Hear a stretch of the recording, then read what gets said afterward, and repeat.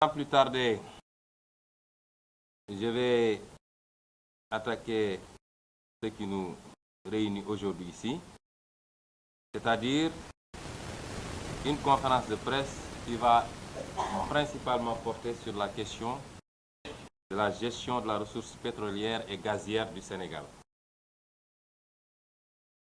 Nous avons tous suivi la déclaration du gouvernement qui a essayé de se laver à grande eau et qui en a profité pour se livrer à un exercice qui n'a pas sa place dans un débat d'idées, c'est-à-dire un exercice ou une tentative d'intimidation par des menaces directes. Nous pensons que dans un débat d'idées et démocratique, il n'y a pas de place pour ce genre de comportement. Soit on a des arguments, on les fait valoir, soit on n'en a pas, on abdique et on considère qu'on a tort. Depuis des temps que nous nous prononçons sur un certain nombre de questions, nous avons toujours dit, si les gens s'estiment diffamés, injustement attaqués ou salis, ils ont toute la latitude de porter ces affaires-là devant les tribunaux. Cet exercice de communication en réalité qui a duré plusieurs minutes, sur, en tout cas dans la version papier, une communication qui fait près de 6 pages, en réalité a été un exercice de blanchiment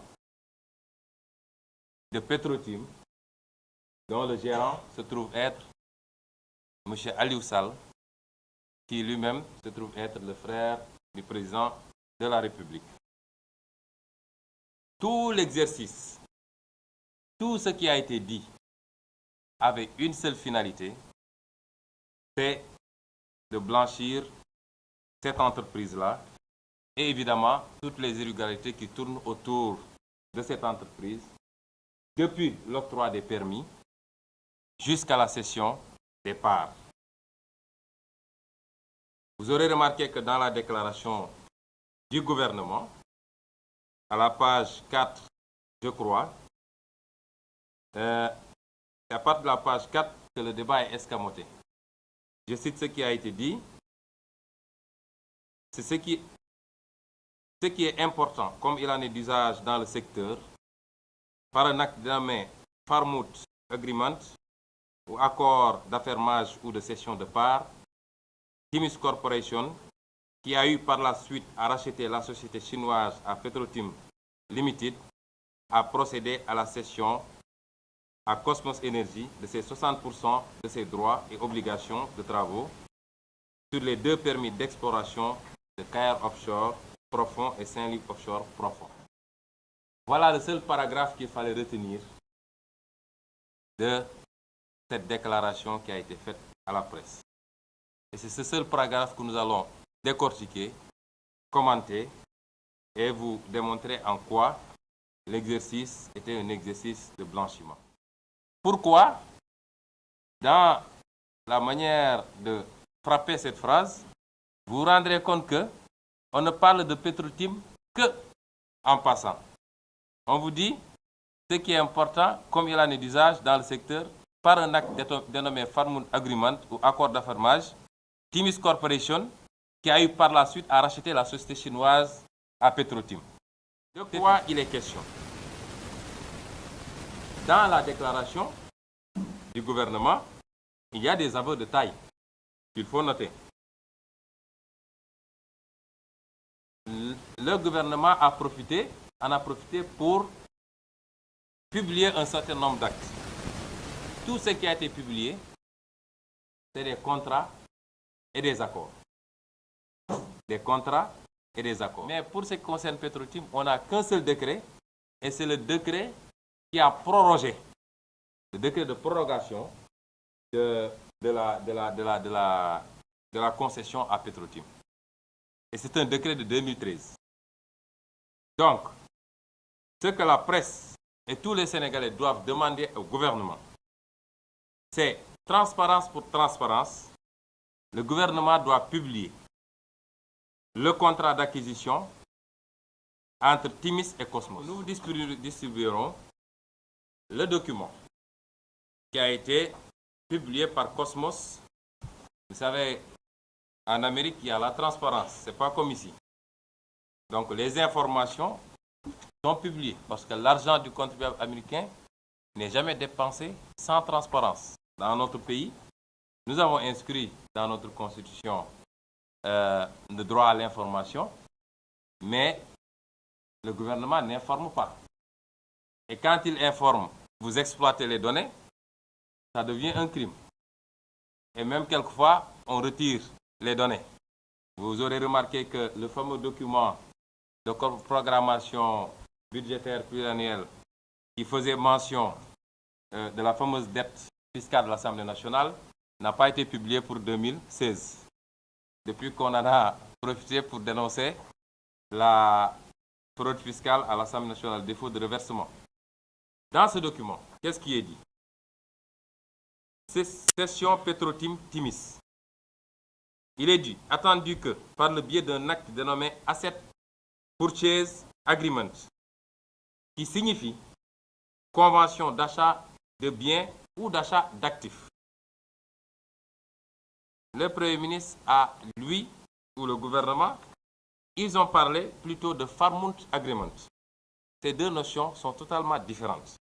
Dans la seconde session entre Timis et Cosmos, nous sommes effectivement dans un cas de Farmount Agreement.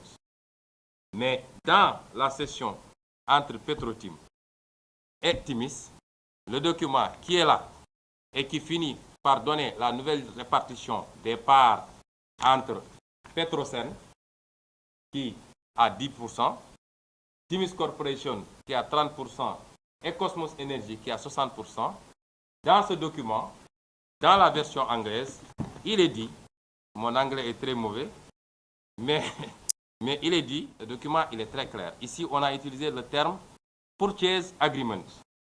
Et dans la seconde transaction, on dit, considering further that by the deed referred to as Farmount Agreement, là, entre Timis Corporation et Cosmos, on parle de Farmount Agreement.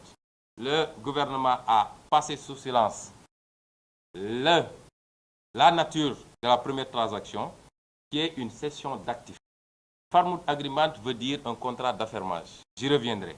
Alors que, dans le cas de la première transaction, on a dit, par le biais d'un acte dénommé Asset Purchase Agreement, qui signifie convention d'achat de biens, datant du 3 juillet 2014, Petro-Tim a transféré à Timis Corporation un intérêt de participation égal à 90% pour l'ensemble de ces intérêts de participation contenus aussi bien dans les contrats que dans les accords. Ici, on est en phase d'une cession d'actifs qui est assujettie à l'impôt au Sénégal. Ce que nous avons dit depuis le début. L'amalgame qu'ils ont essayé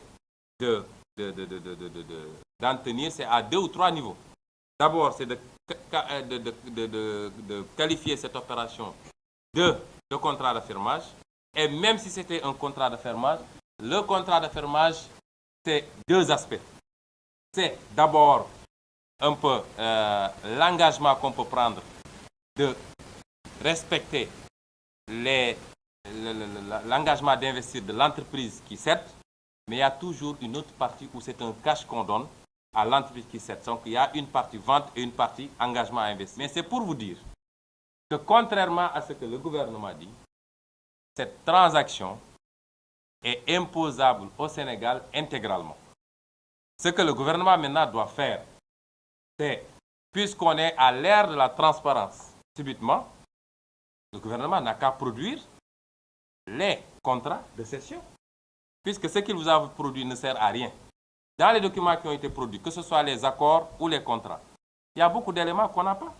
Par exemple, les engagements d'investir n'y figurent pas. Ça ne figure pas dans ces documents-là. Et dans les jours à venir, vous verrez des publications sur la nature probante d'ailleurs de ces documents. Ce n'est pas nous qui les faisons, il y a des spécialistes qui y travaillent et qui vous démontreront que, en tout cas, il y a à douter de la nature probante des documents qui ont été produits. Maintenant, les questions que nous nous posons.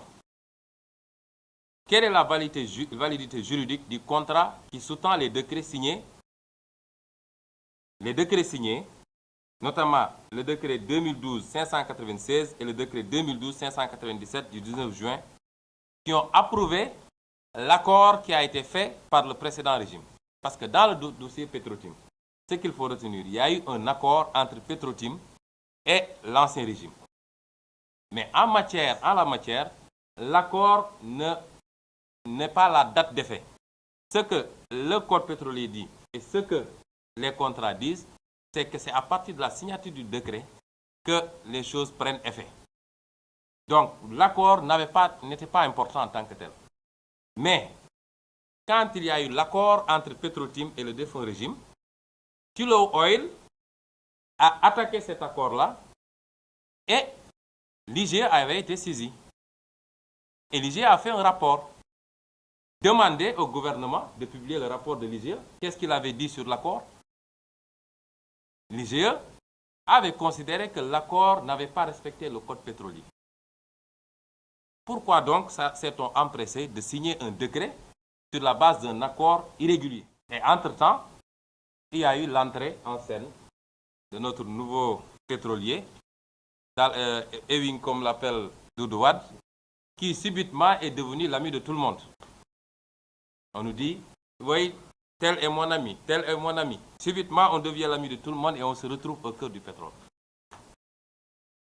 Et vous remarquerez que les décrets ont été signés, notez bien la date, le 19 juin 2012, et la fameuse société Sahel Aviation a été créée le 20 juin 2012. Et notre nouveau magnat du pétrole en est actionnaire cette fois-ci. Il ne dit plus qu'il est gérant. Et même, je crois que les gens méconnaissent la définition du gérant. Je vais vous lire tout à l'heure ce que l'OHADA dit du gérant. La deuxième question. Quel montant Petro-Tim s'était engagé à investir pour qu'on lui donne ces deux blocs, qui sont les blocs les plus importants?